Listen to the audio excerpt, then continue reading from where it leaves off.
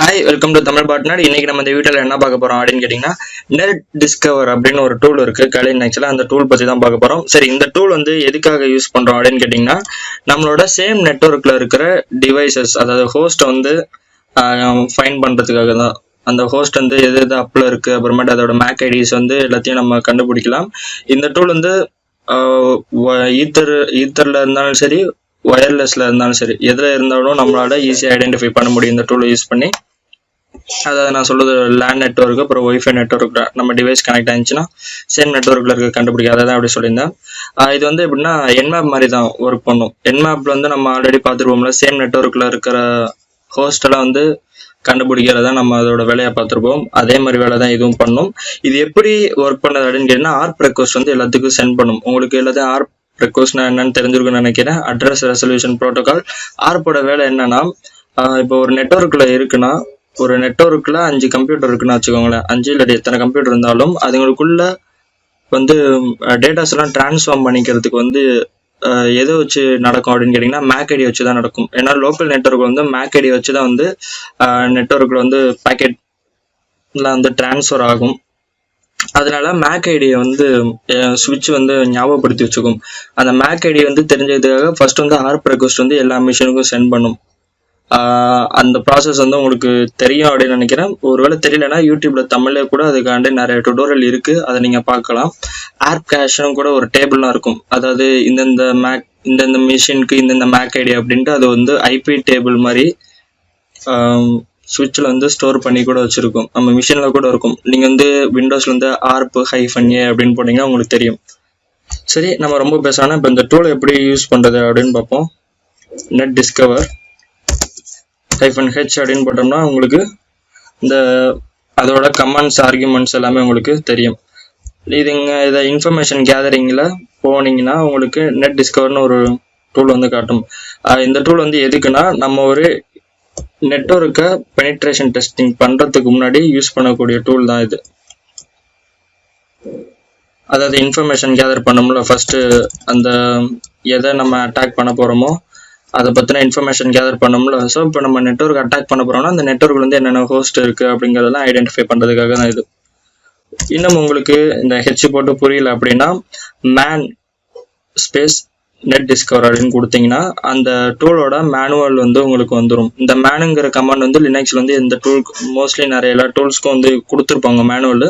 நீங்க எந்த டூலாக அது ஒர்க் பண்ண தெரியல அப்படின்னா மேனுன்னு போட்டு ஹைஃபன் அந்த உங்களுக்கு வேணுங்கிற கமாண்டோ இல்லாட்டி இந்த டூல் நேமோ போட்டிங்கன்னா அதை பற்றின டிஸ்கிரிப்ஷன் எல்லாமே வரும் உங்களுக்கு.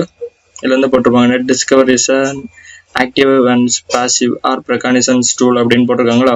இது வந்து யார் டெவலப் பண்ணியிருக்காங்க, அதற்கு ஆப்ஷன்ஸ் இது எல்லாமே போட்டிருக்காங்க. சரி, நம்ம இப்போ இந்த டூலை ஒர்க் பண்ணுறது வந்து பார்ப்போம்.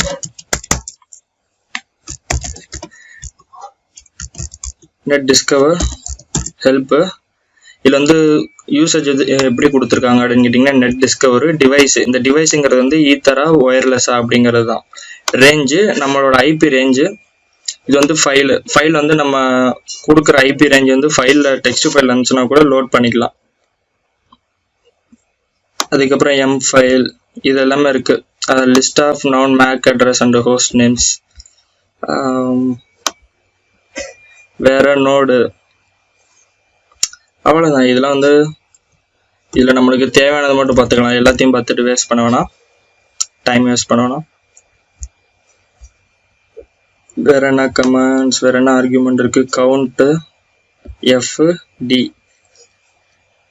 Tina ignore home config files auto scans. Okay, இப்போ நம்ம இதை யூஸ் பண்ணி பார்த்துருவோம்.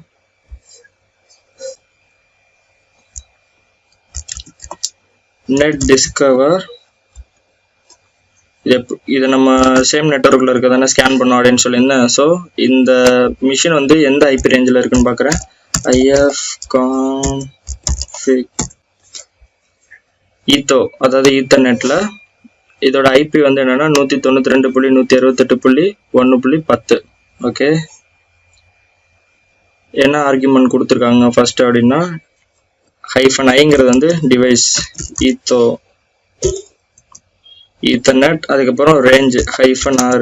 இது என்னன்னா 192.168.1.10. 1.1 அப்படின்னு கொடுத்துறேன். /24 இது வந்து சப்நெட்டு. இந்த ஐபி ரேஞ்சஸ்ல இருக்கிற, அதாவது இந்த சேம் நெட்வொர்க்ல இருக்கிற எல்லா ரேஞ்சஸ்ல இருக்கிற ஹோஸ்டை வந்து ஸ்கேன் பண்ணி சொல்லு அப்படிங்கிறது தான் இதோட மீனிங். இப்போ நான் என்ட்ரு கொடுக்குறேன்.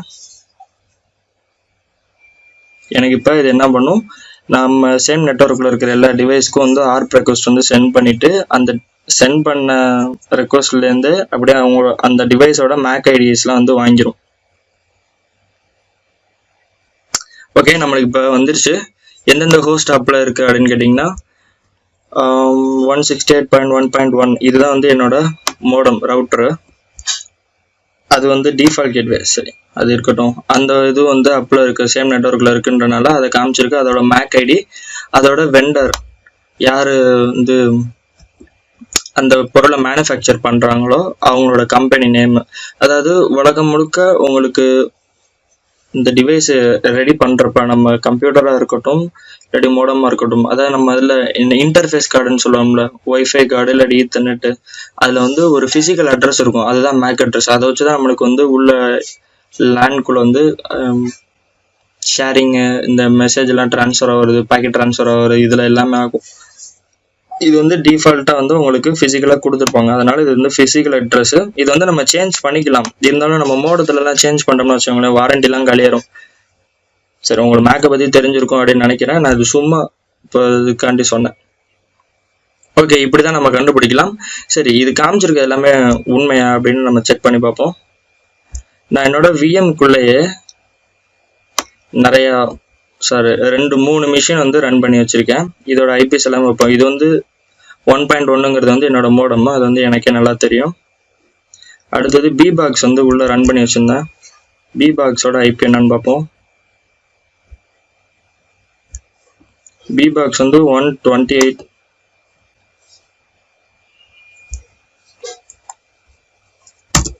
ஏன்னா இதெல்லாம் நான் ஸ்டாட்டிக்காக செட் பண்ணி வச்சுருந்தேன். ரைட்டு, இந்த ஹோஸ்ட் வந்து அப்பில் இருக்குது அப்படின்னு காமிச்சிருச்சு. அடுத்தது மெட்டாஸ்பைட்டபிள், அதுலேயும் வந்து ஐபி கான்ஃபிக் அப்படின்னு போட்டோன்னு என்ன வருது, 1.3 ஹோஸ்ட்டும் அப்பில் இருக்குன்னு காமிச்சிருச்சு. ஓகே, அடுத்தது விண்டோஸ் 7ல் 1.4 வந்திருக்கு. 1.20 வந்து என்ன அப்படின்னு கேட்டிங்கன்னா, என்னோட ஹோஸ்ட் மிஷின், இந்த விண்டோஸ் இருக்குல்ல, நான் வெளியே வச்சுருக்கேன்ல VMware வெளியே, அந்த மிஷின். அவ்வளோதான். இந்த மாதிரி வந்து ஈஸியாக வந்து ஒவ்வொரு ஹோஸ்ட்டை வந்து நம்மளால் ஃபைண்ட் பண்ண முடியும். இதில் இருக்கிற இன்னும் சில கமாண்ட்ஸ் இருக்குது. வேறு கமாண்ட் ஒன்று ட்ரை பண்ணி பார்ப்பேன், எப்படி அந்த ஃபைலை வந்து லோட் பண்ணுறதுன்ட்டு. ஒரு சில இதில் வந்து ஆர்ப் ரெக்வஸ்ட் வந்து சென்ட் பண்ணுறப்போ ஃபைரோல் வந்து சில சமயம் பிளாக் பண்ணி விட்ரும். இன்கேஸ் இன்ட்ரூடர் சிஸ்டம்லாம் இருந்துச்சுன்னா அதையும் இந்த டூல் மூலமாக பைபாஸ் பண்ணி எடுத்துக்கலாம். அடுத்தது வந்து நான் டெஸ்க்டாப்க்கு மூவ் பண்ணுறேன். டெஸ்க்டாப் நெட் டிஸ்கவர், அதில் வந்து என்னென்னா, சரி ஹெல்ப்பே பார்த்துருவோம். டிஸ்கவரில் -L அப்படிங்கிறத வந்து ஃபைல் வந்து லோட் பண்ணுறது. நான் இந்த ஐபி ரேஞ்சஸ் இருக்கிற ஃபைல்ஸை வந்து இங்கே டெஸ்க்டாப்பில் வச்சுருக்கேன். லோடுன்ற ஒரு LOL அப்படின்ற ஒரு நேமில். இதில் வந்து நான் இந்த ஐபி ரேஞ்ச் வந்து கொடுத்துருக்கேன். இந்த 24ங்கிறது வந்து சப்நெட். இந்த சப்நெட்டிங் பற்றி நீங்கள் வந்து பார்த்துக்கோங்க. LOL நான் முதல் தடவை ட்ரை பண்ணப்போ LOL.txt கொடுத்தேன். அப்போ வந்து கான்பி ரீடுன்னு வந்துச்சு. நம்ம அந்த எக்ஸ்டென்ஷன்லாம் கொடுக்க தேவையில்ல, அந்த ஃபைலோட நேம் மட்டும் கொடுத்தா போதும். பார்த்தீங்கன்னா அதே ரிசல்ட் வந்து உங்களுக்கு வந்துடும். அவ்வளோதான், சிம்பிள் இந்த டூலு. நீங்களும் வந்து இதை ட்ரை பண்ணி பாருங்க. இதில் அடுத்து இந்த ஃபில்டரு, இந்த மாதிரி நிறைய ஆப்ஷன்ஸ் இருக்குது. அதெல்லாம் ஒன்றும் அவ்வளோக்கு தேவையில்லை.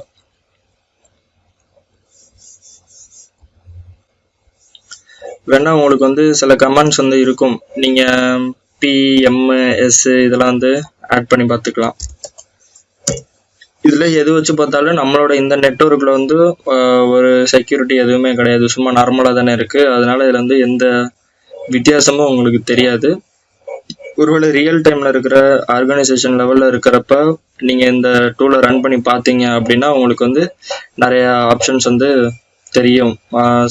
புரிய வாய்ப்பு இருக்கு. அதில் வந்து இந்த ஹெட்டரு இதெல்லாம் பிரிண்ட் பண்ற மாதிரிலாம் சில ஆப்ஷன்ஸ் வந்து கொடுத்துருப்பாங்க. -p அப்படின்லாம் ஃபில்டர் போடுறது, பாசிவ் மோடு சாரி என்ன இதெல்லாம் நீங்க வந்து செக் பண்ணி பார்க்கலாம். இந்த நம்ம நெட்வொர்க் வந்து இது அவ்வளோக்கு ஒன்றும் தெரியாது. ஸோ எனிவே உங்களுக்கு இந்த வீடியோ பிடிச்சிருக்கும் புரிஞ்சிருக்கும் அப்படி நம்புறேன். பிடிச்சிருந்தா லைக் பண்ணுங்க, பிடிக்கலன்னா டிஸ்லைக் பண்ணுங்க. இந்த வீடியோ எப்படி இருந்துச்சுன்னு கமெண்ட் பண்ணுங்க. தேங்க்ஸ் ஃபார் வாட்சிங்.